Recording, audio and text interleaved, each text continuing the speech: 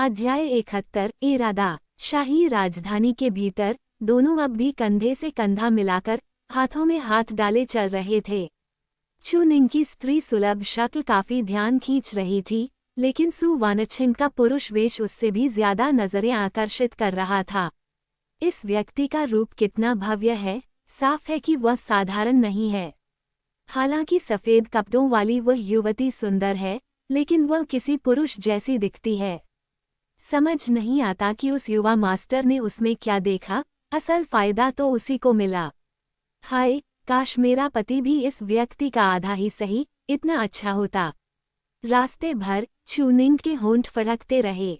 ये क्या बात हुई, मैं पुरुष बनूं तो भी काबिल नहीं और स्त्री बन जाऊं तो भी काबिल नहीं।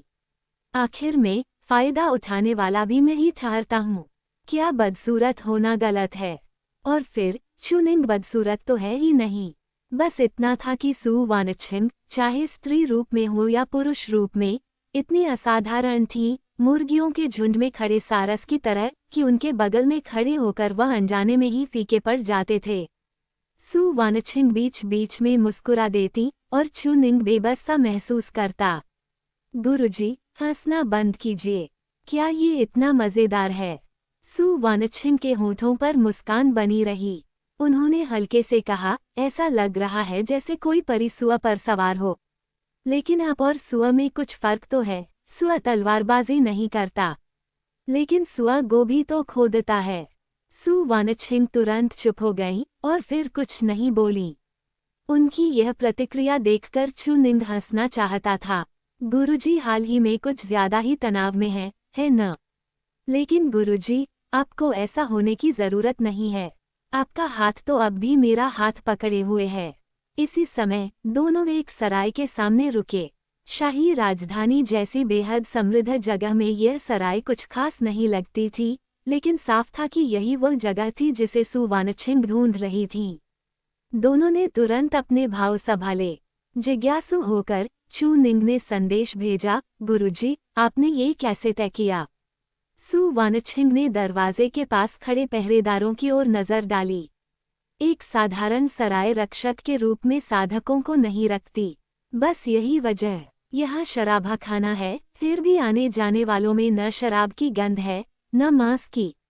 उनके कपड़े साधारण हैं, लेकिन उनमें धन और प्रतिष्ठा का आभास है, या फिर वे किसी राजकुमार या कुलीन घराने के गुर्गे हैं। सु वानछिन ने समझाया, साधारण लोगों और अमीर घरानों के लोगों की चाल ढाल और स्वभाव अलग होता है, समझे? तब चू निंग को बात समझ में आई।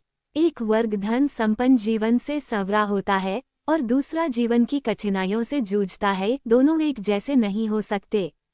इन संकेतों से चू निंग लगभग तुरंत समझ गया कि यह जगह शायद किसी गुप्त कारोबार से जुड़ी है। दोनों भीतर गए और एक सेवक तुरंत उत्साह से उनका स्वागत करने आया। हमारा ये छोटा सा प्रतिष्ठान केवल भोजन और पेय परोसता है। बताइए, आप दोनों क्या लेना चाहेंगे? सु वानछिन ने ठंडे स्वर में कहा, हमें तुम्हारे मालिक से मिलना है। सेवक के भाव थोड़े बदले, लेकिन वह मुस्कराता रहा और चुप रहा। सु वानछिन को समय बर्बाद करना पसंद नहीं था। उन्होंने सीधे एक संग्रह थैली स्टोरेज पाउच आगे बढ़ा दी। सेवक ने खोलकर देखा और उसका चेहरा बदल गया। मान्यवर अतिथिगण, कृपया मेरे साथ चलिए। चू निंग थोड़ा उत्सुक था और उसी समय सु वानछिन की आवाज आई।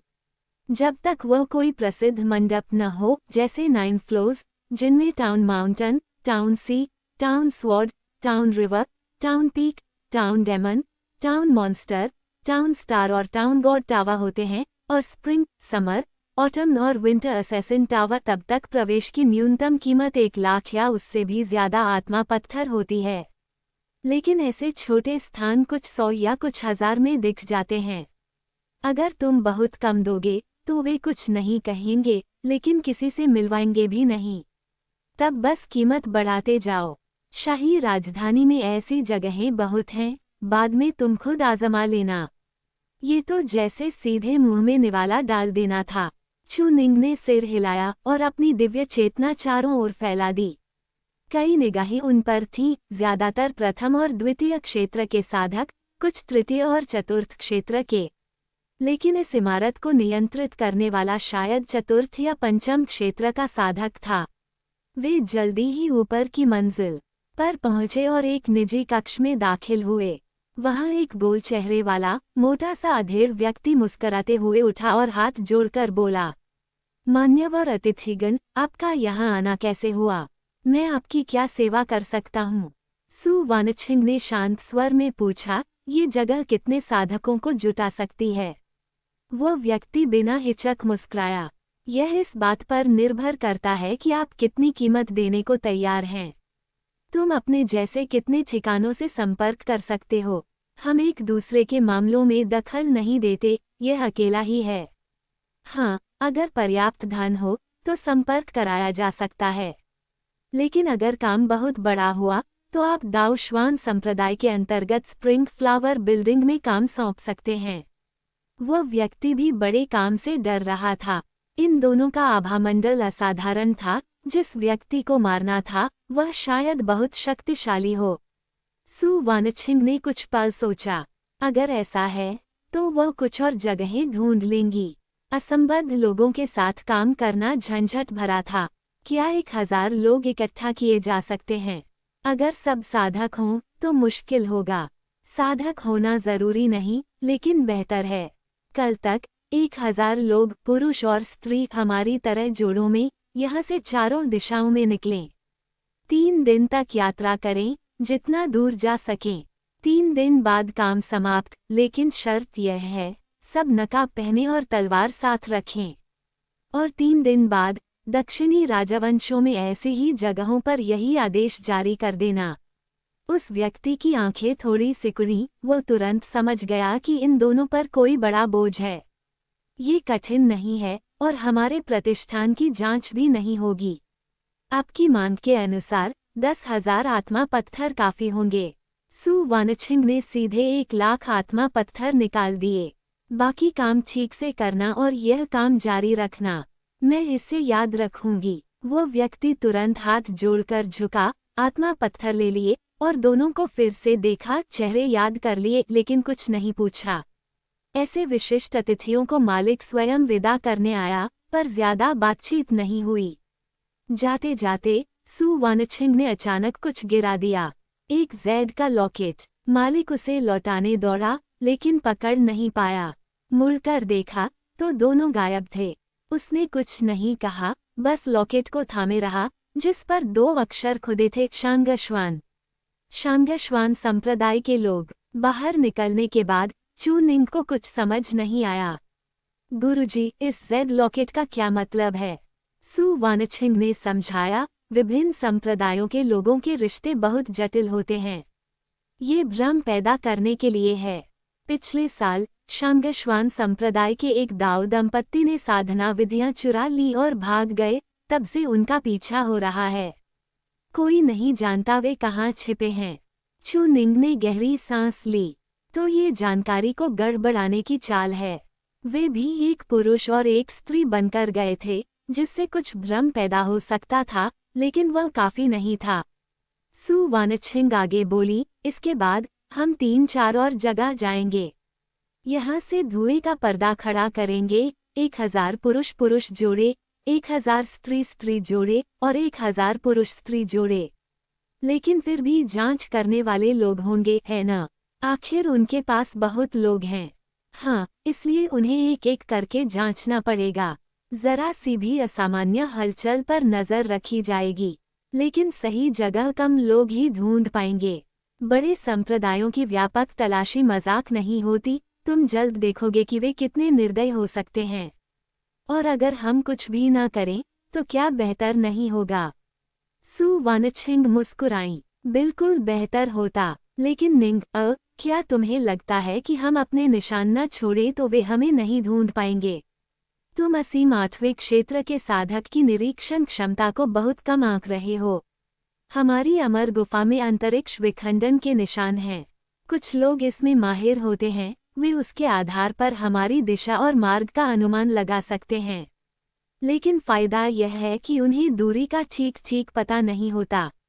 जैसे ही कल पीछा करने का आदेश जारी होगा, हर जगह हलचल मच जाएगी। महान झोउ राजवंश, जो केंद्रीय केंद्र है, जल्दी ही जांच के घेरे में आ जाएगा और तियानश्वान जरूर पहुंचेगा। आज ही हम कम से कम कई 10,000 मील आगे निकल सकते हैं।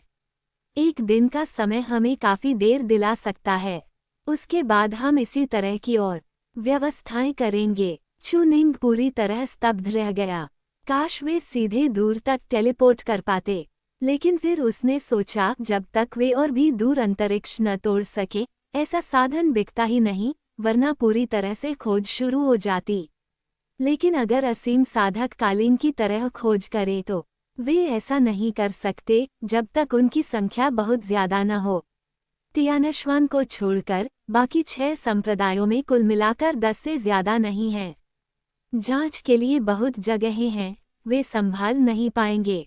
जहां तक सचमुच कालीन शैली की खोज का सवाल है, वह केवल दिव्य प्रतीति साधक ही कर सकते हैं। क्या गुरुजी तियानश्वान जी की बात कर रही हैं? अगर वो हस्तक्षेप करे तो? अगर उसने किया तो हम कहीं नहीं भाग पाएंगे। क्या तुम्हें लगता है कि उसे ताइश्वान संप्रदाय के मामलों की जानकारी नहीं है? वह संसार की कई बातों पर नजर रखता है। चाहे तो वह सीधे ये भी पता लगा सकता है कि हम कहाँ हैं। लेकिन वो इन बातों की परवाह नहीं करेगा। उसका स्तर इतना ऊंचा है कि संसार उसे देख भी नहीं सकता। और इस समय वो स्वयं एक बड़ी मुसीबत का सामना कर रहा है। इसके अलावा तियानश्वान जी और मेरा कुछ पुराना परिचय है। तर्क और भावना दोनों से वह मेरा पीछा नहीं करेगा। हमारे बीच कोई गहरी दुश्मनी नहीं है। लेकिन अगर वह फिर भी पीछा करे। सु वानछिन कुछ पल चुप रहीं। तो हम मर जाएंगे। अगर कोई दिव्य प्रतीति साधक हमारा पीछा करे तो हम कहीं भी जाएं, मरना तय है। चुनिंग भी चुप हो गया। वह अस्तित्व सच में एक बग था। इसलिए दुनिया में केवल एक ही है और वह भी एक छद्म राज्य, पूरी तरह अजेय। वैसे गुरुजी, फिर हम सीधे यात्रा पर क्यों नहीं निकल गए? कल रुकना क्यों पड़ा? सु वानछिंग हंसी। क्योंकि वे जरूर सोचेंगे कि हम जल्दी जल्दी भागेंगे। ताइश्वान संप्रदाय से यहाँ तक लगभग 1,30,000 मील हैं। ध्यान स्थल में जाने से लेकर निकलने तक लगभग 1.5 दिन लगे। 1.5 दिन में 1,30,000 मील, यह अमर तलवार से यात्रा करने की आधी गति है। हमारे पास और भी मौके होंगे। ये सब लगभग सबसे बुरे हालात को ध्यान में रखकर है, लेकिन कोई और रास्ता नहीं। हमेशा सबसे बुरे के लिए तैयार रहना चाहिए। अब चुनिंग को सब समझ में आ गया। गुरुजी, आपने जो कहा और जो हमने आत्मा पत्थरों से किया, वह असल में बेकार है, क्योंकि चाहे हम उनकी दृष्टि कितनी भी बांट दें, वे जांच करेंगे ही। उनकी संख्या ज्यादा है, वे फैल सकते हैं। सु वानछिन की आंखें हल्की सी चमकीं। और फिर चुनिंग मुस्कुराया। फिर आखिर में वे उस समझदार व्यक्ति को ढूंढेंगे जो सबके पीछे है, इस मालिक को। और वह हमें बेच देगा, उन्हें बताएगा कि हम आ जाए थे। लेकिन सबसे जल्दी भी उन्हें कल ही पता चलेगा, जिससे हमें एक दिन मिल जाएगा। और जो समय हमने आराम में बर्बाद किया, वही 1.5 दिन है जो ताइश्वान संप्रदाय से यहाँ आने में लगा। इस तरह हमें कुल 2.5 दिन मिलते हैं, जिससे मानव क्षेत्र के साधकों के पीछा करने में अधिकतम देरी होती है। सु वानछिन के होठों पर संतुष्ट मुस्कान आ गई। वाकई, जिसे उन्होंने पाला है वह साधारण नहीं। भले ही उसकी योग्यता पहले कुछ कम थी, लेकिन दिमाग तो है। 2.5 दिनों में वे लगभग 3 लाख मील पर घेरा डालेंगे। लेकिन तब तक हम लगभग 5 लाख या 6 लाख मील दूर होंगे। अगर तब भी हमें रोका गया तो हम अवरुद्ध न होने वाले टेलीपोर्ट तावीज़ का उपयोग कर सकते हैं। इसी तरह वे हमारी गतिविधियों को कभी पकड़ नहीं पाएंगे। गुरुजी, क्या आप पिछले जन्म में कोई लोमड़ी आत्मा थीं? सु वानछिंग साफ नाराज हुई। क्या तुम मुझे ऐसा समझते हो? शिष्य का मतलब बस ये था कि आप रणनीति में बहुत माहिर हैं और कुछ नहीं। सु वानछिंग के होंठ फड़क उठे। बेहतर है कि तुमने कुछ और न सोचा हो। मुझे लोमड़ी आत्मा कहना, अच्छा हुआ कि मैंने तुम्हें फाड़ नहीं दिया। अब चुनिंग ने उलझन में पूछा, गुरुजी, लेकिन तियानश्वान अभी क्यों नहीं आया? मेरे हिसाब से अगर किस्मत बहुत खराब भी होती और हम छिंगश्वान संप्रदाय के क्षेत्र में टेलीपोर्ट हो जाते, तब भी उसे आने में 1-2 घंटे से ज्यादा नहीं लगते। अगर ऐसा है तो हम आगे 3-4 और जगहों पर जाएंगे, फिर यात्रा जारी रखेंगे। इसे तुम्हारे लिए अभ्यास समझो। अध्याय 72। ये तो आदमी है, मैं पुलिस में रिपोर्ट करूंगा। चू निंग को सच में घिसने न घिसने वाली बात की ज्यादा परवाह नहीं थी। असल बात ये थी कि लोगों को इस तरह रहस्यमय एहसास देना काफी मजेदार था। जब चू निंग इस जगह में दाखिल हुआ तो उसे ऐसा लगा मानो वह भेड़ियों के झुंड में भटकता हुआ एक हस्की हो। उसके चेहरे पर उलझन साफ झलक रही थी। एक नज़र में ही उसके मन की बात पड़ी जा सकती थी, लेकिन मुंह से जो शब्द निकल रहे थे वे पूरे पेशेवर जार्गन से भरे हुए थे। मेहमान, कृपया बैठ जाइए। जरूरत नहीं, मुझे जल्दी है। सफेद रंग के स्त्री वेश में चू निंग गंभीर मुद्रा बनाए हुए था, जिसे देखकर संपर्क करने वाले व्यक्ति को हंसी आ गई। उसे लगा कि यह औरत अभिनय कर रही है, और वह भी बहुत कमजोर अभिनय। साफ दिख रहा था कि यह पहली बार है, लेकिन उसने बात को जाने दिया। आखिरकार ये तो पैसे कमाने का धंधा था। हंसी दबाते हुए वह उसे ऊपर ले गया, वहां के ऑप संचालक से मिलाने के लिए। हर ऑप अलग होता है और उनके सवाल भी अलग अलग होते हैं। जिस ऑप के पास सू वानछिंग पहली बार गई थी वह एक मोटा आदमी था, लेकिन इस बार जो सामने था वह बेहद दुबला पतला और तेज नजरों वाला आदमी था, जिसने सीधे पूछ लिया, युवती किसे मरवाना चाहती है? जिन यिछुआन, उत्तरी नगर प्रेरी कार्यालय का एक कनिष्ठ ध्वज अधिकारी। पतला आदमी, महान झोउ राजवंश में कोई उत्तरी नगर प्रेरी कार्यालय नहीं है, और मैंने कभी किसी कनिष्ठ ध्वज अधिकारी के बारे में नहीं सुना। हालांकि जिन यिछुआन नाम का एक व्यक्ति मैं जरूर जानता हूँ। सू वानछिंग भी हक्का बक्का रह गईं, यह क्या बकवास कर रहा है। कम से कम चू निंग ने इसे पूरी तरह निभा लिया, लेकिन जैसे ही वे बाहर निकले सू वानछिंग ने उसे डांट दिया। ये कैसी बेकार बातें थीं? तुमने ये सब कहाँ से सीखा? चू निंग ने झेपते हुए मुस्कुराया। ये समझाना मुश्किल था कि वो बस एक मीम का हवाला दे रहा था। आधे घंटे के भीतर वे 4 अलग अलग ठिकानों पर जा चुके थे। समय का अनुमान लगाते हुए तियानश्वन निश्चित रूप से आधे घंटे से 1 घंटे के भीतर पहुंच जाएगी, जब तक कि रास्ते में उसे किसी ने रोक न लिया हो। भले ही किस्मत खराब होती और वह छिंगश्वान संप्रदाय के क्षेत्र में पहुंच जाती, तब भी वह आ ही जाती। इसलिए वे अभी इंतजार करते रहेंगे, और जैसे ही वह पहुंचेगी वे तुरंत निकल पड़ेंगे। इस समय तियानश्वान अब भी रास्ते में थी। सू वानछिंग उसे महसूस कर सकती थी। तियानश्वान ठीक है, और कोई उसका पीछा नहीं कर रहा। शून्य भेदन क्षेत्र का कोई संत अमर तलवार साधक का पीछा नहीं कर सकता, और साधारण लोग तो उसका सुराग भी नहीं पा सकते।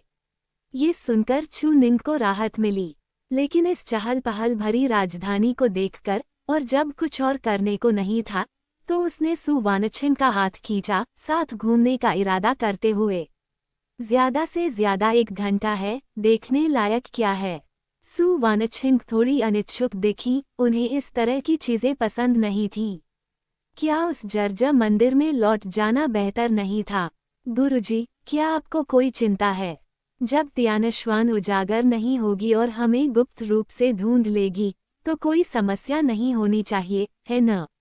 कोई चिंता नहीं है, बस इस समय हम दोनों के पास ज्यादा सोचने की गुंजाइश नहीं है। असल में वह बस खरीदारी नहीं करना चाहती थी। चू निंग मुस्कुराया। अब ऐसा आराम का समय मुश्किल से मिलता है। कौन जाने अगली बार हमें फुर्सत कब मिलेगी। उसकी बात सुनकर सू वानछिंग ने हल्की सी आह भरी। इसके बाद जीवन और मृत्यु का खेल होगा, लगातार भागना। लुवानतियन क्षेत्र में भी उन्हें छिपकर रहना पड़ेगा, और वह फिर कभी स्त्री रूप में सामने आने की सोच भी नहीं सकती थीं। लेकिन सबसे अच्छा यही था कि लोग यह न सोचें कि वे लुवानतियन क्षेत्र भाग गए हैं, वरना वे जरूर खोज के लिए लोगों को भेजेंगे, भले ही उसकी तीव्रता कम हो। लेकिन वह जगह बहुत अराजक थी। इस जीवन में आराम मिलना वाकई मुश्किल था, लेकिन ऐसी कठिनाइयां अगर वह मरा नहीं तो उसके शिष्य की वृद्धि और विकास में बहुत मदद करेगी। आज ही की तरह उसने एक ही बार देखने से लोगों को पहचानना सीख लिया। मौखिक शिक्षा जरूरी थी, लेकिन व्यवहारिक शिक्षा उससे भी ज्यादा। चुनिंग जानता था कि ऐसे समय पर घूमना मूर्खता जैसा है, लेकिन चूंकि वे अभी भेष बदल कर थे, ये थोड़ी सी फुर्सत थी। आगे चलकर ऐसे मौके बहुत कम मिलेंगे। ज्यादा से ज्यादा 1 घंटा। चुनिंग ने तय किया कि वह सु वानछिंग को कुछ दिलवाएगा। गुरुजी, क्या आप कुछ खाना चाहेंगी? नहीं, मैंने बहुत पहले ही खाने पीने की इच्छा छोड़ दी है। तो 2 कपड़े खरीद लें। यह शरीर काफी है। मेरे पास पहनने से ज्यादा कपड़े हैं और सब साथ लाए हैं। तो बस यूं ही घूम लें। अपने शिष्य को दुनिया दिखाए, परिचय कराए। चुनिंग ने तुरंत तरीका बदल दिया। उसे पूरा यकीन था कि अगर उसने कपड़े या खाने की बात की होती, तो सु वानछिंग जरूर मना कर देती। शब्द बदलते ही सु वानछिंग ने बिना कुछ कहे उसका हाथ पकड़ा और आगे बढ़ गईं। रास्ते में सु वानछिंग अपने अनुभव के आधार पर चीजें समझाती रहीं। अमर राजवंशों में आमतौर पर ड्रैगन की रक्षा करती है। राजधानी वह जगह होती है जहां ड्रैगन की सबसे प्रबल होती है, लेकिन यह शाही राजवंश की ड्रैगन की है, जो तुम्हारी ड्रैगन एलिफेंट सप्रेसिंग प्रिजन शक्ति से मेल नहीं खाती, इसलिए तुम्हारे किसी काम की नहीं। वह सुख ग्रह वे हर जगह होते हैं। यहाँ तक कि ताइश्वान संप्रदाय में भी कुछ महिला शिष्याएं स्वेच्छा से पुरुषों के साथ रहती हैं, ज्यादा आत्मा पत्थर पाने के लिए। ये घटिया काम है। एक स्त्री का मूल्य उसके शरीर से नहीं आंका जाना चाहिए। इन लोगों को नहीं पता कि अगर उनमें आत्मसम्मान होता, तो पुरुषों के लिए उनका आकर्षण और भी ज्यादा होता, क्योंकि पुरुष हमेशा वही चीज पसंद करते हैं जो आसानी से नहीं मिलती। ये कैसी नज़र है? क्या मैंने तुम्हारे बारे में कुछ कहा? बेशक, अगर ऐसा कहें, तो तुम भी कोई अच्छे इंसान नहीं हो। अपने गुरु को धोखा देने वाला, पूर्वजों का विनाश करने वाला, जिसे सबको दंड देना चाहिए। हालांकि शब्द कड़े थे, लेकिन यह विषय अब दोनों के बीच वर्जित नहीं रहा था। दूसरों की नज़र में यह वर्जित था, लेकिन सु वानछिंग इसे खुलकर कह सकती थीं। ये सुनकर चुनिंग नाराज नहीं हुआ, बल्कि और खुश हो गया। इसका क्या मतलब था? गुरुजी इस बात से बच नहीं रहीं, वह इसे कहने की हिम्मत रखती थीं। उसने सु वानछिंग का हाथ और मजबूती से पकड़ लिया। सु वानछिंग ने नाक सिकोड़कर तिरस्कार किया, लेकिन हाथ छुड़ाया नहीं। क्या उसे बचपन से ही उसका हाथ पकड़ना पसंद था? क्या ये बचपन से पड़ी आदत थी, या कुछ और? पहले सु वानछिंग ने कभी नहीं सोचा था कि चुनिंग के मन में बचपन से ही उसके लिए भावनाएं हो सकती हैं। लेकिन हाल में, उन सालों को याद करते हुए, उसे अचानक संदेह हुआ, क्या उसका स्नेह बचपन से ही शुरू हो गया था? क्या उसने मुझे नहाते देखा था?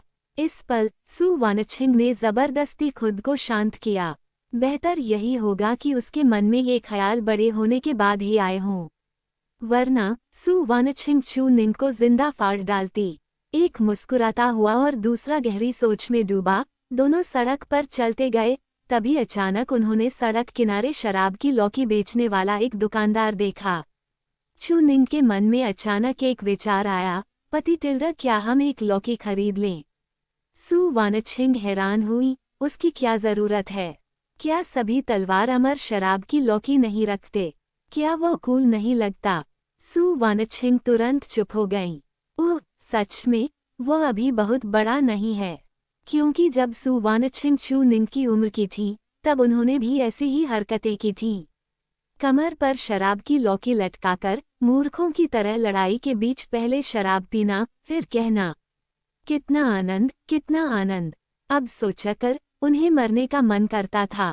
सु वानछिंग मना करना चाहती थी, वो नहीं चाहती थी कि उनका शिष्य इतना मूर्ख बने।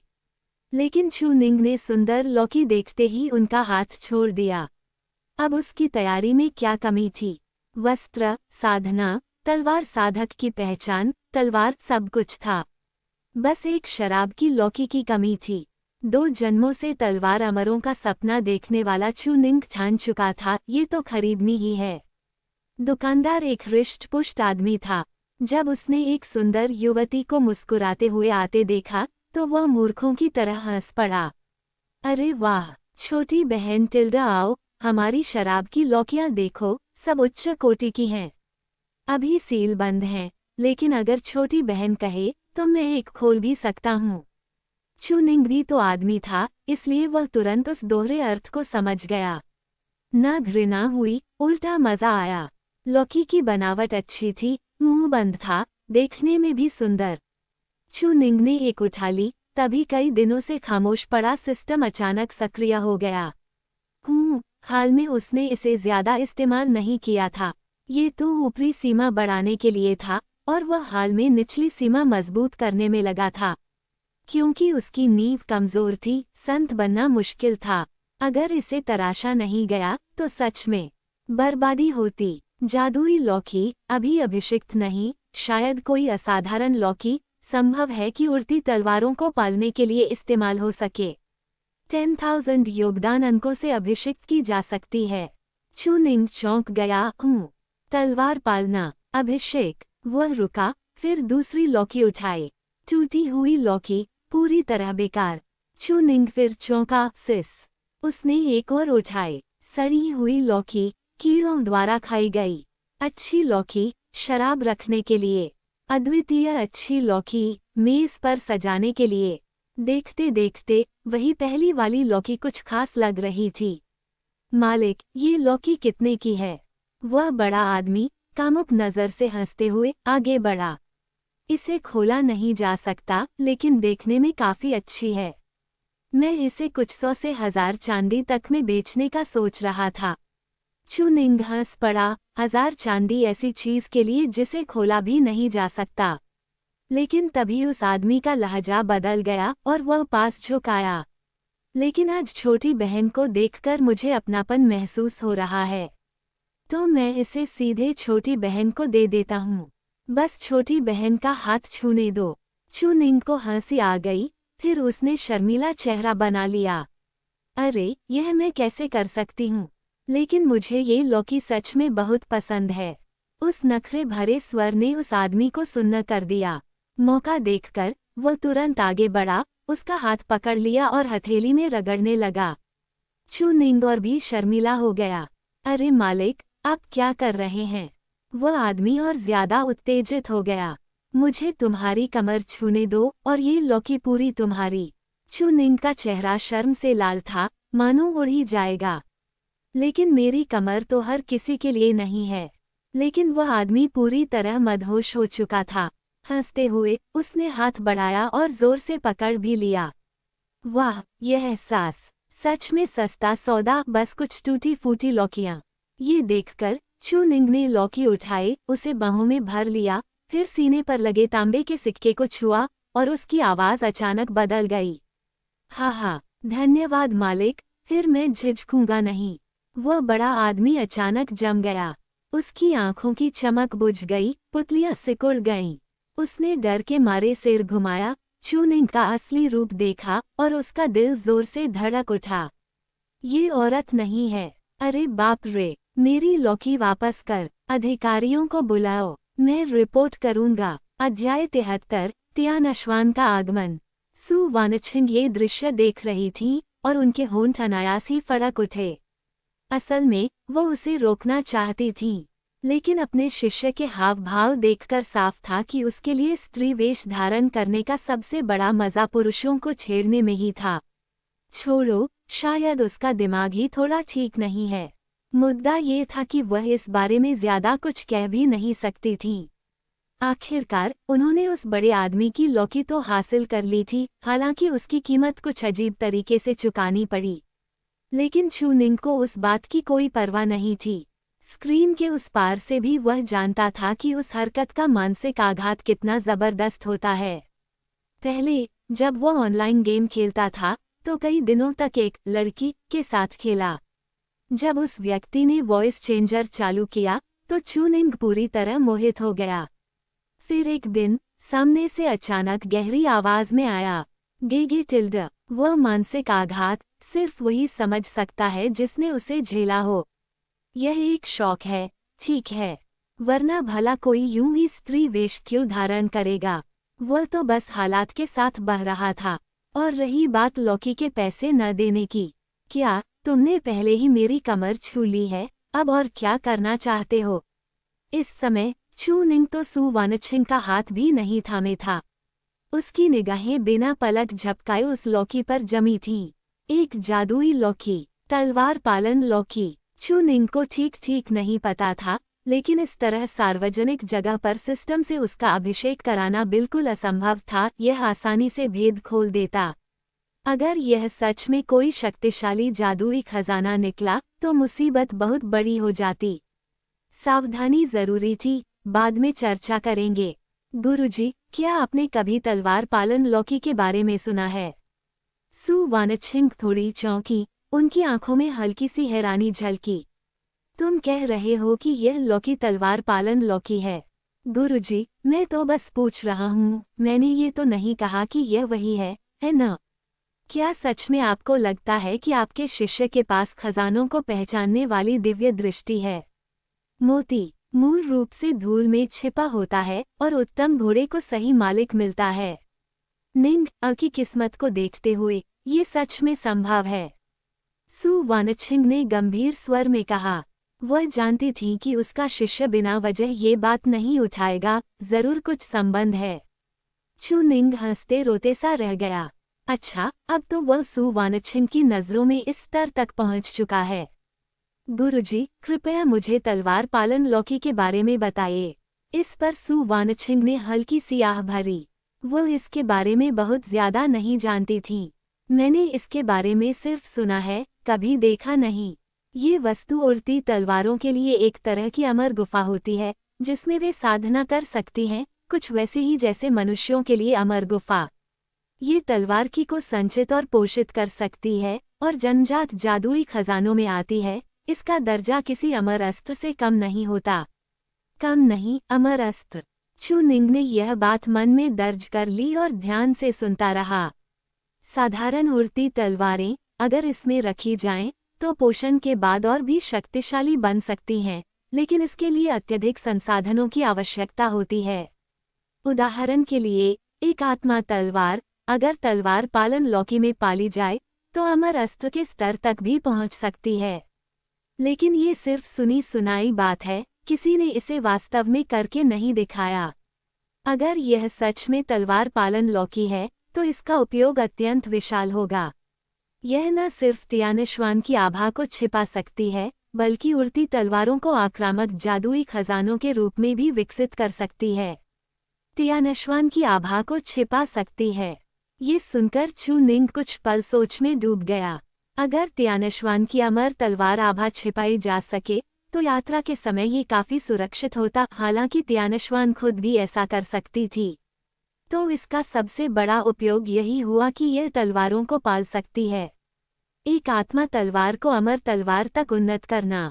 खैर, ये सब बाद में देखा जाएगा। अगर इसे अभिषेक की जरूरत पड़ी तो अभी तो वह कर भी नहीं सकता। चू निंग मुस्कुराया, लौकी को समेट लिया और सु वानछिन का हाथ थामकर फिर से टहलने ही वाला था। अब बस तियानिश्वान का इंतजार था, लेकिन हाथ थामने से पहले ही वह रुक गया। तुरंत आत्मा झरने की एक शीशी निकालकर सु वानछिन को थमा दी। स्त्री मुस्कुराई और उसके हाथ धोने के लिए आत्मा जल उड़ेल दिया। इस क्षण उन्हें अपना शिष्य और भी रोचक लगने लगा। अब भी इन बातों की चिंता कर रहे हो? क्या गुरुजी को स्वच्छता से लगाव नहीं है? तो शिष्य को तो ध्यान रखना ही होगा। उसे यह बात अच्छी तरह याद थी, हालांकि यह पूरी तरह सच नहीं थी। सु वानछिन को बस साफ सुथरी जगहें पसंद थीं, उन्हें कोई रोगग्रस्त स्वच्छता आसक्ति नहीं थी। फिर भी उसके शिष्य का ये व्यवहार काफी विचारशील था, लेकिन उन्हें लगा कि उसके पीछे एक और सोच भी थी। अगर किसी और ने उसका हाथ पकड़ लिया तो वो उसी हाथ से उनका हाथ फिर नहीं पकड़ सकता, मानो वह इस बात को लेकर ज्यादा संजीदा हो। कई बार हाथ धोने के बाद चू निंग ने अंततः राहत की सांस ली। हालांकि उनका व्यवहार कुछ अजीब था, लेकिन महान झोउ राजवंश जैसी अराजक जगह में किसी ने ध्यान नहीं दिया। जब तक आप किसी को लगातार गुरुजी कहकर फिर विद्रोही हरकतें न करें, आमतौर पर कोई परवाह नहीं करता। नीला आकाश, ऊंची इमारतें, ये चहल पहल भरी राजधानी और उनकी वर्तमान स्थिति, दोनों का मेल कुछ अटपटा था। सु वानछिन की तो बात ही छोड़िए, चू निंग को भी खरीदारी में ज्यादा दिलचस्पी नहीं थी। ये जगह अब भी सुरक्षित नहीं थी। इस समय वो पहले ही भविष्य के बारे में सोच रहा था। महान दाव के भविष्य के लिए मजबूत नींव रखना जरूरी था। संत लोक में प्रवेश की असफलता दोबारा नहीं होनी चाहिए। अगर अवसर मिला तो वह देह साधना और मंत्र साधना दोनों को साधेगा, किसी और कारण से नहीं, बस इसलिए कि वह सभी पीढ़ियों के प्रतिभाशालियों के बीच अलग नजर आए।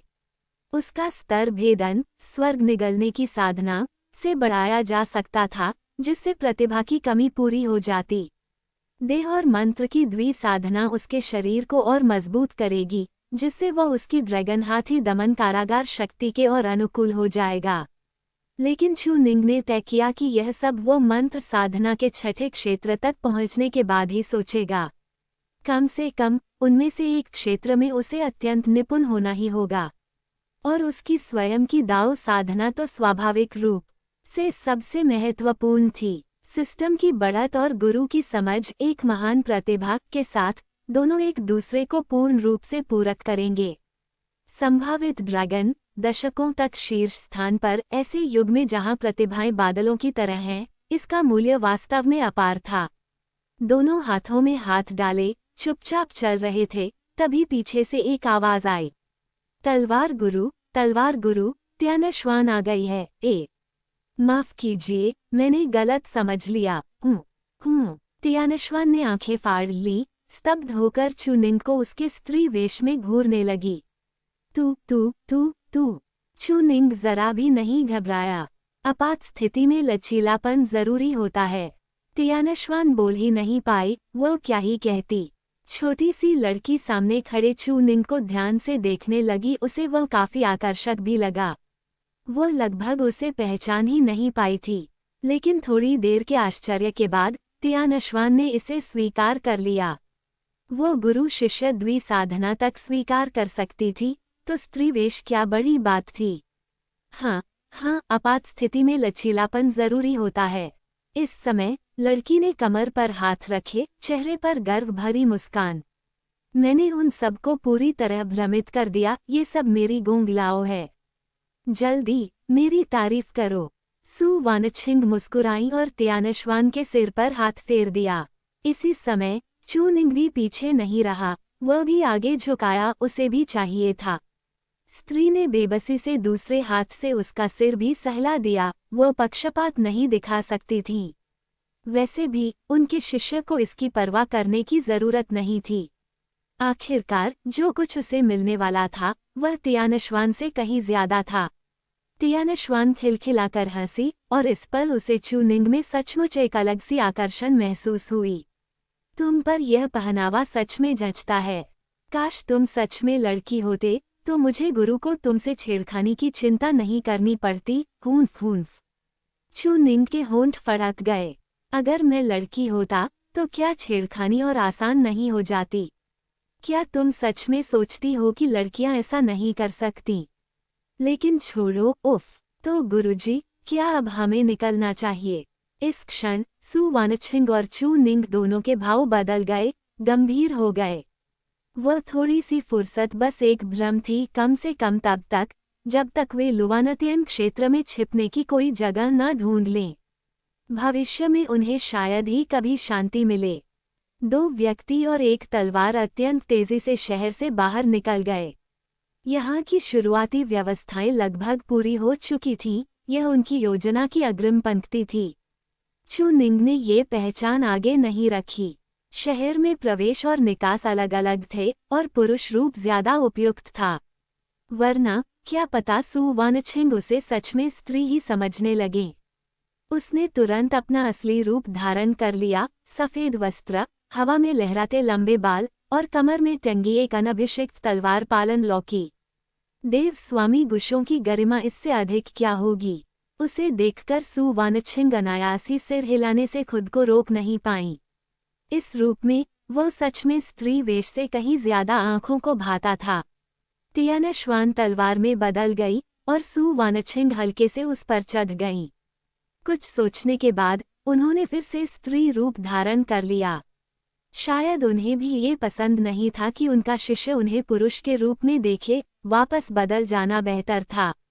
आ जाओ, त्यानश्वान का नियंत्रण तुमसे कहीं तेज है और चिंता करने की जरूरत नहीं। वो वाक्य पूरा भी नहीं कर पाई कि चुनिंग ने उन्हें सीधे बाहों में भर लिया। वो अब भी उस बात की परवाह करता था। गुरुजी, जल्दी चलिए, ये जीवन मरण का सवाल है। हालांकि उसके शब्द ऐसे थे, लेकिन उसकी पकड़ बेहद कसी हुई थी। सु वानछिन का चेहरा लाल हो गया, होंठ कांप उठे, लेकिन उन्होंने कुछ नहीं कहा। आपात स्थिति में लचीलापन, यही तो उसका अर्थ था। अमर तलवार ने अचानक आकाश चीर दिया। उसकी गति साधारण सातवें क्षेत्र के संत की तलवार यात्रा से कहीं अधिक तेज थी। अध्याय 74, 6 संप्रदायों का पीछा और दी श्वान का हस्तक्षेप। ताइश्वान संप्रदाय, शाओ झू पर्वत। कई आकृतियां यहाँ एकत्र थीं। अर्थ श्वान संप्रदाय के संप्रदाय प्रमुख यू होंग तीसरे क्षेत्र में शिखर उत्तरार्ध सीमा रहित लिमिटलेस साधक पृथ्वी रैंकिंग में 32वें स्थान पर इस समय अनेक संतों के साथ खड़े थे। ताइश्वान संप्रदाय का यह मामला सचमुच एक मजाक है। ये दोनों, जो संप्रदाय में ही जन्मे, न केवल संप्रदाय के सभी संसाधन लेकर भाग गए, बल्कि संप्रदाय प्रमुख की हत्या की साजिश तक रच डाली। यह अत्यंत लज्जाजनक कृत्य है, हर किसी को इन्हें दंडित करना चाहिए। वृद्ध का चेहरा कठोर था, हाथ पीछे बांधे, वो सामने खड़े उस अभी भी पीले पड़े बूढ़े व्यक्ति को देख रहा था। त्यानश्वान संप्रदाय इस मामले में हस्तक्षेप करने का इरादा नहीं रखता। इसके अलावा आज दोपहर उन्होंने संसार के समक्ष ये घोषणा की कि वे त्यानश्वान ताओवादी बालक को दंडित करेंगे। ये क्यानलोंग सूची से असंतोष का स्पष्ट संकेत है। यद्यपि वह चुनिंग, संभावित ड्रैगन, कहलाने के योग्य नहीं, फिर भी उसका हृदय स्वभाव अत्यंत दुष्ट है। जैसा कहा जाता है, ऊपर की बल्ली टेढ़ी हो तो नीचे की भी टेढ़ी होती है। हमारा अर्थ श्वान संप्रदाय इस मानव क्षेत्र से इस आपदा को मिटाने के लिए हस्तक्षेप करने से पीछे नहीं हटेगा।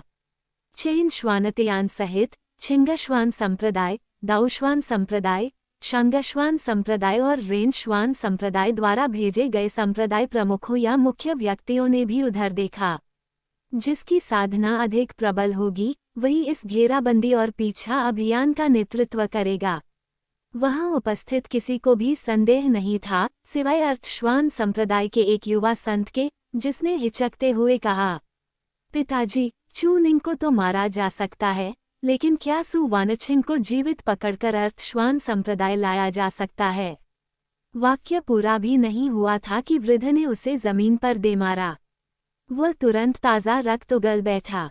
सार्वजनिक रूप से पुत्र को दंड देना उचित नहीं, पर इस युवा संत को सचमुच मार पड़नी चाहिए थी। कम से कम वहां मौजूद बाकी सभी यही सोचते थे। वर्षों पहले अर्थश्वान संप्रदाय ने ताइश्वान संप्रदाय की सु वानछिन से विवाह प्रस्ताव रखा था, जिसे वहीं अस्वीकार कर दिया गया। अस्वीकार तो अस्वीकार ही होता है। साधक सांसारिक बंधनों में नहीं उलझते। जब सामने वाले की ऐसी मंशा न हो, तो जोर देने की कोई आवश्यकता नहीं।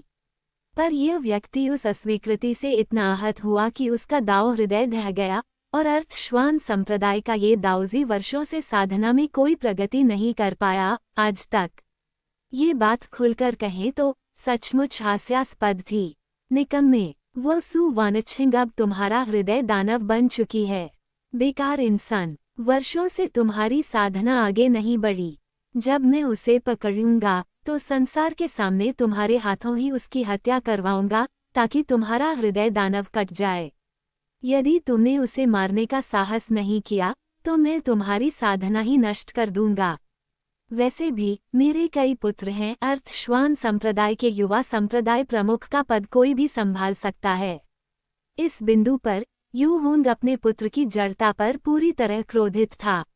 एक स्त्री, आखिर उसकी क्या कीमत? और उसी के कारण तुम्हारा दांव हृदय ठहर गया। क्या तुम्हें लगता है कि अमर गुफा में रोज शोक मनाने से वह स्त्री तुम्हें पसंद करने लगेगी? सु वानछिन मूलतः भावनारहित दाव की साधक थी। उसका जन्मजात दाव शरीर साधना के लिए बना था, और तुम स्वयं को इसमें उलझा बैठे। शुरू में यू होंग का भी सु वानछिन के प्रति अच्छा भाव था, तभी तो उसने विवाह प्रस्ताव की अनुमति दी थी। पर जितना वह अपने पुत्र की दयनीय दशा देखता गया, उतना ही उसका मन खिन्न होता गया। यदि सु वानछिन को न मारा गया तो उसका पुत्र पूरी तरह बर्बाद हो जाएगा। इतनी कठिन साधना से पाया गया संत का स्थान, क्या उसे स्त्री पुरुष के प्रेम के लिए त्याग दिया जाए? इस समय युवक ने भी सिर झुका लिया। मैं समझ गया, पिता के आदेशानुसार ही करूँगा। सब चुप रहे। यूहोन को और क्रोधित करने का साहस किसी में नहीं था। अब यूहोन को भी विलंब का मन नहीं था। जो भी सीमा रहित लिमिटलेस साधक भाग लेना चाहते हैं, मेरे साथ आगे आएं। हमारे अर्थश्वान संप्रदाय को ताइश्वान संप्रदाय के संसाधनों से कोई लगाव नहीं। हम केवल सु वानछिन को मारकर अपने पुत्र के हृदय दानव को हटाना चाहते हैं। जहाँ तक संसाधनों की बात है, योगदान के अनुसार सभी में बांटे जाएंगे। जो चुनिंग या सु वानछिन को मारेगा उसे सर्वाधिक संसाधन मिलेंगे। इस वितरण पर किसी को आपत्ति? सभी ने हाथ जोड़कर उत्तर दिया। संयुक्त दंड में संसाधनों का ऐसा बंटवारा स्वाभाविक था। हम संप्रदाय प्रमुख यू के आदेश का पालन करेंगे। इसी समय वृद्ध ने ठंडे स्वर में कहा, जो कोई भी सु वानछिन को जीवित पकड़कर मेरे सामने लाएगा उसे संत बनने का अवसर दूंगा। वह हमारे अर्थश्वान संप्रदाय में पृथ्वी दाव से संत बनने की विधि समझ सकता है या इसे संत साधना हेतु संसाधनों के बदले विनिमय कर सकता है। ये शब्द सुनते ही सबकी आंखों की चमक बदल गई। अर्थश्वान संप्रदाय ने दांव बहुत ऊंचा लगा दिया था। सु वानछिन के प्रति उन्हें व्यक्तिगत द्वेष नहीं था। वह मानव क्षेत्र की प्रतिभा थी जिसने कई बार मानव क्षेत्र का मान बढ़ाया था, पर संसाधनों के प्रति उन्हें और भी कम द्वेष था। अब वह ताइश्वान की अपराधी और मानव क्षेत्र की भगोड़ी थी, तो उसका पीछा कर मारा जाना स्वाभाविक था। मेरे साथ सीमा रहित महारचना सक्रिय करो और पूरे मानव क्षेत्र को ढक दो। तुम सब शाओ झू पर्वत पर मौजूद सभी सुरागों की जांच करो। लोग यूं ही गायब नहीं हो सकते। या तो कोई गुप्त विधि है, या वे पहले ही भाग गए, या उसी दिन निकल गए। जो भी हो, इसे स्वीकार नहीं किया जाएगा। मानव क्षेत्र का पीछा आदेश चूंकि तियानश्वान संप्रदाय भाग नहीं ले रहा, तो 6 संप्रदाय मिलकर इसे अंजाम देंगे। लुवाना तियान क्षेत्र, दाऊजी महल। भव्य महल के भीतर मुख्य आसन पर केवल एक वृद्ध बैठा था। उसके चारों ओर उसकी की और रक्त विचित्र रूप से तैर रहे थे। उसकी गतियां अस्थिर थीं, मानो ड्रैगन हाथी की उसके चारों ओर घूम रही हो, पर अंततः रूप न ले पा रही हो। जब उसे पता चला कि यह सु वानछिन की विरासत है, तो वह समझ गया कि यह साधना विधि ताइश्वान संप्रदाय को छलने के लिए रची गई थी। पर साधना विधि को बदला कैसे गया? भले ही सु वानछिन अद्भुत थी, पर वह केवल छठे क्षेत्र की साधक ही तो थी। ऐसी विरासत उसकी अराजक स्वर्ग आद्य ग्रंथ से भी कमतर नहीं थी। पर चूंकि विधि बदली जा चुकी थी, वह उपयुक्त साधना पथ नहीं खोज सका। उसने केवल मेरिडियन तोड़कर विधि के मार्ग संक्षिप्त कर दिए। अंततः उसे एक अत्यंत सरल साधना विधि मिली, जो फिर भी की संचार कर सकती थी। यद्यपि लुवानतियान क्षेत्र में ये केवल द्वितीय श्रेणी की साधना विधि के बराबर थी, पर इसकी विशेषता इसकी उग्र शक्ति थी। संकट के समय जितनी अधिक प्रयोग की जाए, उतनी ही प्रभावी। इस क्षण वृद्ध ने सिर उठाया। उसकी गहरी आंखों में भारी संदेह भरा था। ताइश्वान संप्रदाय ने उन दोनों को निशाना बनाया था। भागे या न भागे, स्थिति निश्चित मृत्यु की थी। पर अब उनका स्थान अनुमान से बाहर था। उसे ये भी नहीं पता था कि सु वानछिन ऐसी विरासत रच सकती है। और चूनिंग के तीसरे क्षेत्र में तुपो की खबर संभवतः सच थी। 99वां संभावित ड्रैगन, दिव्य तलवार तियानश्वान द्वारा स्वीकृत स्वामी और ऐसी विरासत। बस समस्या ये थी कि वह उन्हें खोज नहीं पा रहा था। अन्यथा केवल इस साधना विधि के पूर्ण मेरिडियन और चूनिंग की प्रतिभा के प्रति सम्मान के आधार पर ही वो उनकी रक्षा कर लेता। पर वे अवश्य ही भाग चुके थे। कहाँ? याओ जाति अनुचित। वे मूर्ख नहीं थे, और सु वानछिन तो बिल्कुल नहीं। याओ जाति मानवों के प्रति अत्यंत बहिष्कारी थी। दानव क्षेत्र, वहाँ लोग उन्हें स्वीकार कर सकते थे, पर दानव क्षेत्र की निर्दयता कुख्यात थी। यदि दानव क्षेत्र नहीं, तो लुवानतियान क्षेत्र। वे मानव क्षेत्र में रुकने का साहस नहीं करेंगे। लंबे विचार के बाद वृद्ध की आंखों में काली चमक कौंधी। कई आकृतियां आगे आईं, घुटनों के बल गिरकर प्रणाम किया। महल प्रमुख अराजक स्वर्ग दाओवादी ने ठंडे स्वर में कहा, तुम सब गुप्त रूप से मानव क्षेत्र जाओ, दानव क्षेत्र के लोगों का भेष धारण करो और यह भ्रम पैदा करो कि तुम इन दोनों संभावित ड्रैगनों को दानव क्षेत्र ले जा रहे हो। अधीनस्थ चकित था उन्हें दानव क्षेत्र पहुंचाना। क्या अराजक स्वर्ग दाओवादी उन्हें पाना चाहता था या कुछ और? अगले ही क्षण एक आकृति प्रकट हुई, कदमी छोटी पर शक्ति में अपार। संसार की दृष्टि में मेंगीरान पहले ही निर्विवाद प्रथम संभावित ड्रैगन था। पिता, यदि आप प्रतिभा को इतना संजोते हैं तो सीधे उन्हें खोजकर लुवानतियान क्षेत्र क्यों नहीं ले आते? ऐसा भ्रम क्यों? अराजक स्वर्ग दाओवादी ने धीरे से समझाया, क्योंकि मैं भी उनके सटीक स्थान और दूरी को नहीं जानता। संभव है कि संसार में केवल तियान श्वानजी ही यह जानता हो। यदि वे भागना चाहते हैं तो वे निश्चित ही मानव क्षेत्र छोड़ेंगे। उनके पास जाने के केवल 2 स्थान हैं। पर्दे के पीछे का व्यक्ति इसे अवश्य भांप लेगा और रास्ता रोकेगा। इस तरह कई शक्तिशाली बल दानव क्षेत्र की ओर बांट दिए जाएंगे। मेंगीरान ने कुछ देर सोचा, ये तर्कसंगत था। यदि वे चतुर हुए तो वे स्वयं भी धुआं पर्दा रच सकते हैं। पर चूंकि पिता स्वयं हस्तक्षेप कर रहे हैं, भले ही प्रकट न हो, लोग फिर भी सोचेंगे कि दानव क्षेत्र लोगों को लेने आ रहा है। पर क्या इससे उल्टा असर नहीं होगा? क्या वे सच में दानव क्षेत्र की ओर भाग नहीं जाएंगे? चतुर लोग हमेशा दूसरों से एक कदम आगे सोचते हैं। सु वानछिन का हृदय स्वभाव असाधारण है और वह चू निंग, मैंने उसे देखा नहीं, पर एक ही वंश का है, मूर्ख नहीं होगा। चूंकि तुमने पूछा है, तुम सीमा पर जाकर प्रतीक्षा करो। यदि उन्हें पाओ तो सीधे ले आना। पिता, ये सब विरासत के लिए। अराजक स्वर्ग दाओवादी मौन रहा, केवल गणना करता रहा, क्या वह सचमुच इस विधि को पूर्ण रूप से समझ पाएगा? ये साधना विधि अत्यंत असाधारण थी। इसी समय मानव क्षेत्र में रात उतर रही थी। हर जगह पीछा आदेश जारी हुए। विभिन्न राजवंशों के साधकों को हत्या और गिरफ्तारी का आदेश मिला। चित्र वितरित किए गए और इनाम अत्यंत उदार थे। जो भी सुराग देगा उसे भारी पुरस्कार। महान झोऊ राजवंश की हत्यारों की गिल्ड में मोटा सा प्रमुख चित्र देखकर थोड़ा ठिठका। कभी नहीं देखा। वैसे भी इसका उनसे कोई लेना देना नहीं। 6 संप्रदाय एकजुट हैं, ऐसे में उनका धंधा साफ नहीं, तो हाल में सामने न आना ही बेहतर। आदेश जारी करो। आज के विशिष्ट अतिथियों की मांग के अनुसार व्यवस्था करो। कल भोर में अतिथियों के निर्देशानुसार सूचनादाताओं को फैलाया जाए। लेकिन क्या प्रमुख को ये संदिग्ध नहीं लगता? किस बात का? ऐसे सूचनादाता क्यों? वे भी एक पुरुष स्त्री की जोड़ी हैं, संभव है उन्होंने पहचान छिपाई हो। क्या हो अगर वही पीछा सूची वाले लोग हों? ये सुनकर प्रमुख ठिठक गया और आंखें सक्रिय कर लीं। अधीनस्थ ने पूछा कि क्या उन्हें सीधे सूचित किया जाए, पर मना कर दिया गया। हम हत्यारों की गिल्ड में केवल एक बात देखते हैं, प्रतिष्ठा। उन्होंने कहा है कल करने को, तो कल ही करेंगे। अभी विभिन्न शक्तियां नहीं जानती, और एक बार सूचनादाता फैल गए तो महान संप्रदाय स्वयं जांच को लोग भेजेंगे। वह हंसा। इस तरह हम अपनी प्रतिष्ठा भी बनाए रखते हैं, उनका काम भी करते हैं और इनाम का एक हिस्सा भी पाते हैं।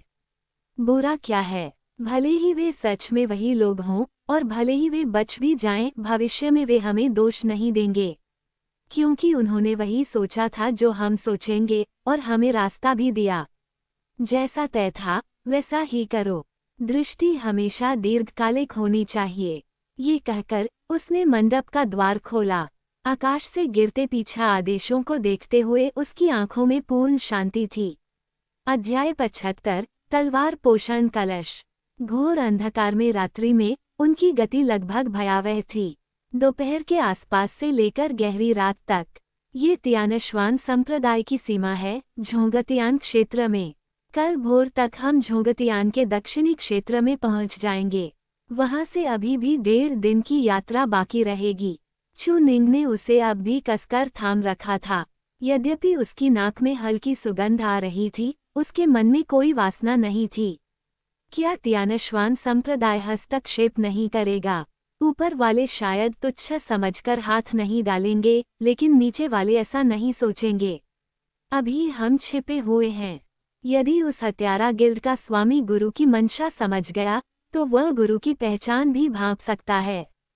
तब महान झू राजवंश का मामला कल ही उजागर हो जाएगा।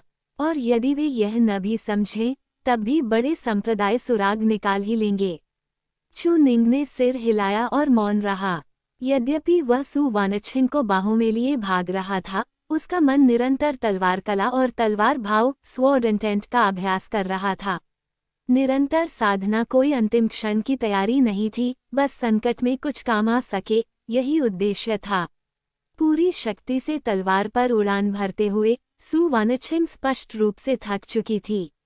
इस समय उसके पीछे से दीर्घ वसंत लॉन्ग स्प्रिंग की भावना की तरंगें आ रही थीं। जीवन श्वास न केवल टूटे हुए मैरिडियन को ठीक कर सकती थी, बल्कि आध्यात्मिकी को भी पुनः संतुलित और भर सकती थी। फिर भी उसकी दिव्य आत्मा डिवाइन सोल की खपत असाधारण रूप से अधिक थी। तलवार साधक की वृद्धि के साथ इतनी तीव्र यात्रा ने सु वानच्छिन को और भी फीका कर दिया था। गुरु, क्यों न शिष्य आगे संभाल ले? अब शिष्य की तलवार उड़ान भी बुरी नहीं है। भले ही गति थोड़ी कम हो, पर कम से कम वे बारी बारी से कर सकते थे। सु वानच्छिन ने क्षण भर सोचा, फिर धीमे से हामी भरी। थकी हुई अभिव्यक्ति के साथ उसने उड़ती तलवार का नियंत्रण चू निंग को सौंप दिया, फिर पीछे मुड़कर तलवार पर ही उसे आलिंगन किया और अपना सिर उसके कंधे पर रख दिया। गुरु, थोड़ा विश्राम करेगी। यदि कोई असामान्य हलचल हो तो तुरंत गुरु को जगा देना। चू निंग ने सिर हिलाया और स्त्री को अपनी बाहों में और कस लिया। इस समय तलवार भाव श्वान को ढांक रहा था और उसका संकल्प कॉन्सेप्ट भी अत्यंत ऊंचा था। उसकी यात्रा गति बस रत्ती भर ही कम थी, किंतु विश्राम और दिव्य आत्मा की पुनःपूर्ति से पहले सु वानच्छिन ने उसे एक बात याद दिलाई। सीमा रहित लिमिटलेस साधकों के पास मर्त्यलोक पर वर्षा नामक एक तकनीक होती है, जो सभी वस्तुओं का पता लगा सकती है। जैसे ही वर्षा हो, तुरंत किसी अमर गुफा में छिप जाना। यदि वर्षा की बूंदें तुम पर गिर गईं, तो तुम्हारा भविष्य कथन डिविनेशन हो जाएगा। चू निंग की भौहें सिकुड़ गईं और उसने अचानक आकाश की ओर देखा। आकाश अब भी साफ था, कोई असामान्यता नहीं थी। ये देख वह कुछ आश्वस्त हुआ। उसके सामने की स्त्री स्पष्ट रूप से अत्यधिक थकी हुई थी। चू निंग निरंतर शाश्वत वसंत की शक्ति से उसे सहारा दे रहा था, पर दिव्य आत्मा की खपत ऐसी थी कि समय तो लगना ही था। 1 घंटे की यात्रा के बाद गहरी रात हो चुकी थी। स्वर्ग और पृथ्वी का विस्तार अंतहीन प्रतीत हो रहा था। चांदनी में नहाए बादलों के ऊपर उनकी गति नग्न आंखों से पकड़ में नहीं आ रही थी। चू निंग, जब तलवार पर उड़ो तो संकल्प से अधिक नियंत्रण करो। जितना ऊंचा संकल्प, उतनी कम आध्यात्मिकी की खपत और उतनी अधिक गति। बस यह मन पर कुछ भार डालता है, इसलिए तलवार स्वामी थक जाती है। यदि तुम इसी तरह यथासंभव तेज उड़ सको, तो श्वान तुम्हारी सहायता करेगी। श्वान की बात सुनकर चू निंग ने सिर हिलाया और तुरंत विशाल संकल्प का प्रयोग किया। उसकी बाहों में सु वानच्छिन की सांसें भारी और लंबी थीं, अत्यधिक थकान का स्पष्ट संकेत। वे अब पूरी तरह झोंगतियान क्षेत्र में प्रवेश कर चुके थे। दूर ऊंचे पर्वत त्यानश्वान संप्रदाय का क्षेत्र थे। मानव क्षेत्र का नंबर 1 संप्रदाय, अत्यंत शक्तिशाली, जहां संत बादलों की तरह और साधक वर्षा की तरह थे। पर तभी आकाश अचानक मलान हो गया। काले बादल इकट्ठा हो गए, सब कुछ ढांक लिया और उनमें तीव्र आध्यात्मिक की समाहित थी। चू निंग ने तुरंत पहचान लिया, ये वही महान साधक की तकनीक थी जिसका गुरु ने उल्लेख किया था।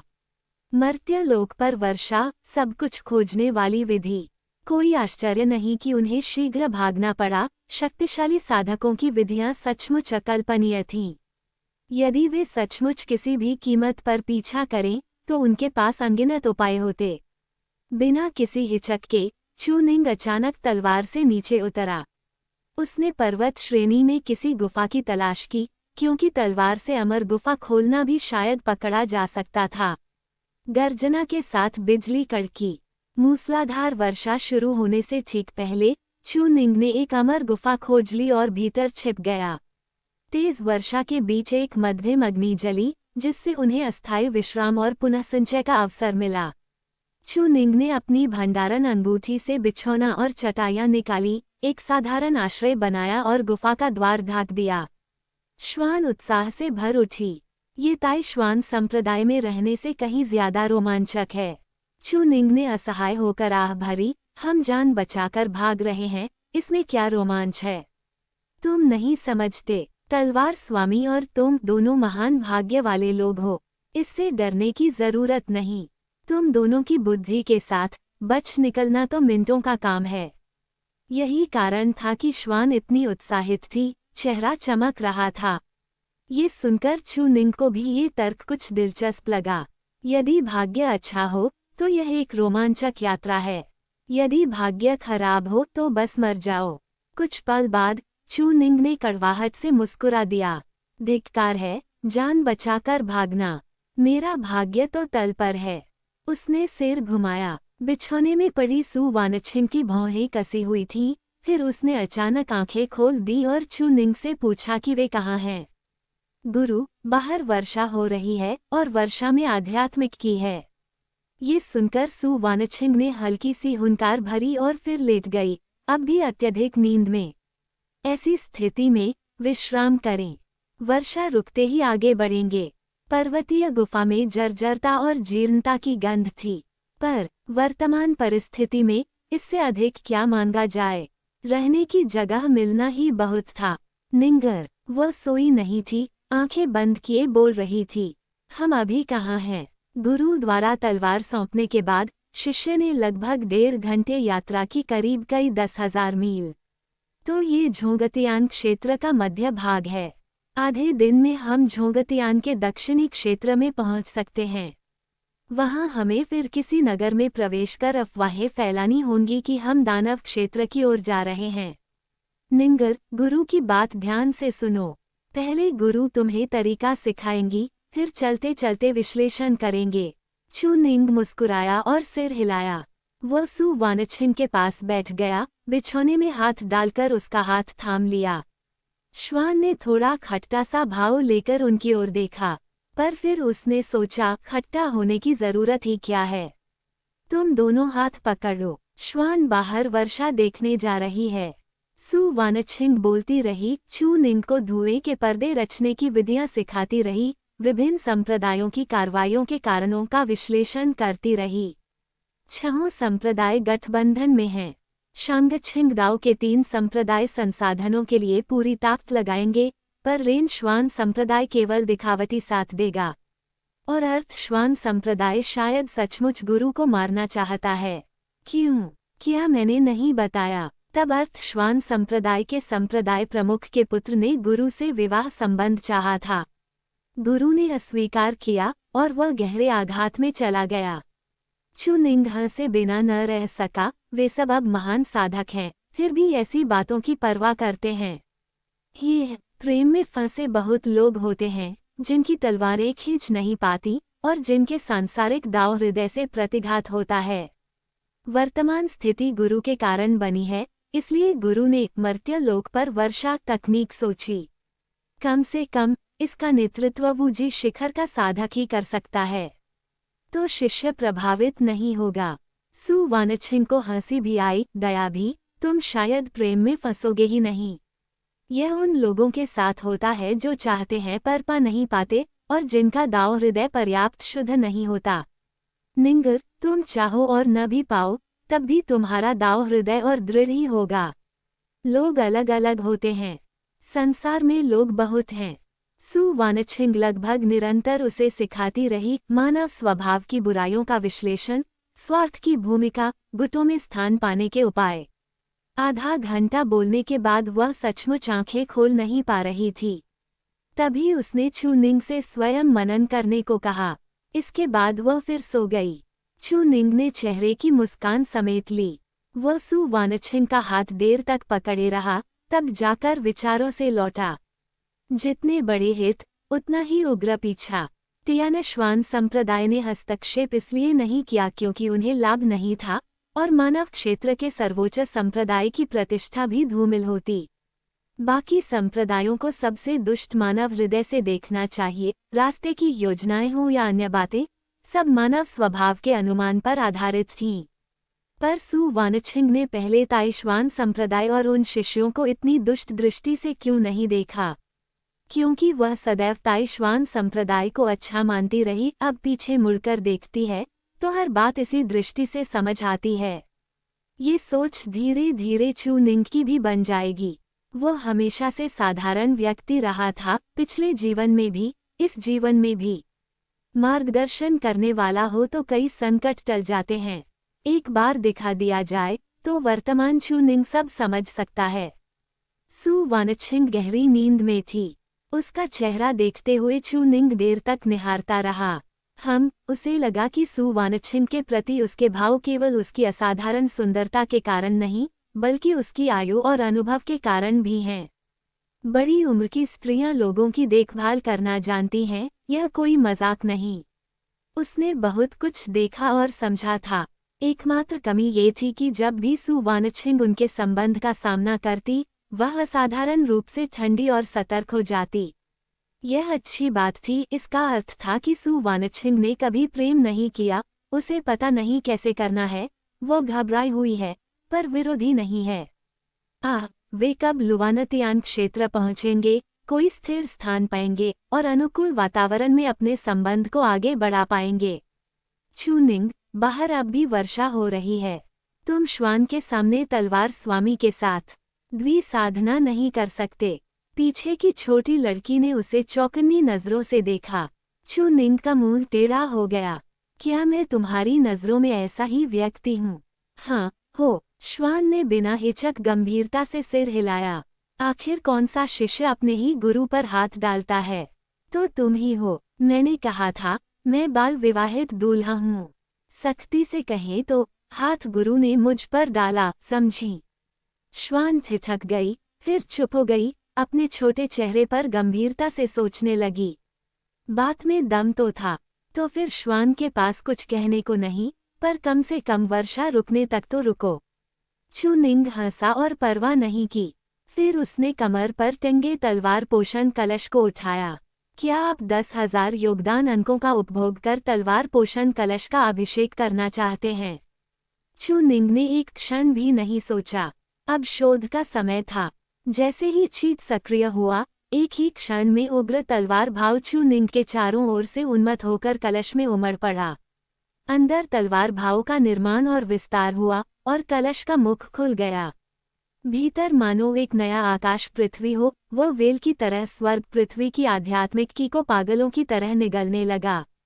बगल में खड़ी श्वान स्तब्ध रह गई, टकटकी लगाए उस तलवार पोषण कलश को देखने लगी। वह चीज क्या थी? उसे लगा कि वह सचमुच भीतर जाना चाहती है। चू निंग शोध में डूबा ही था कि अचानक एक प्रकाश रेखा भीतर जा घुसी। श्वान! चू निंग का मुंह फट गया। क्या सच में? वह सचमुच अंदर चली गई। ये तो एक शिखर अमर तलवार को भी समाहित कर सकता है। तो ये 10,000 योगदान अंक घाटे का सौदा नहीं लगे। अगले ही क्षण उसके सामने प्रणाली पटल पर सूचना उभरी।